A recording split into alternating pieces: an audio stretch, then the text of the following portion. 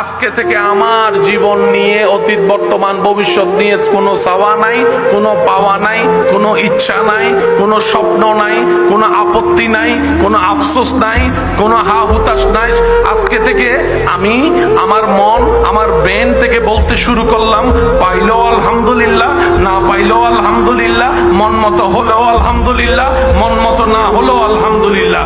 আমার চাওয়া যদি পূরণ হয়, আমি আজকে থেকে যদি একবার আলহামদুলিল্লাহ বলি, রবের দরবারে একটা বার যদি শুকরিয়ার সিজদা দিই, আজকে থেকে আমার মন মতো কোনো কিছু না হলে আমি ডবল সিজদা দিব, ডবল শুকরিয়া করব।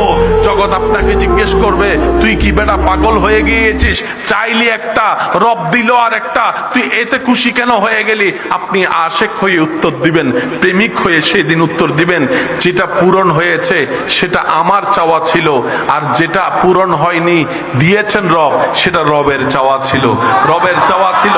আরে আমার সমস্ত কিছু তো আমার রবের নামে কোরবান।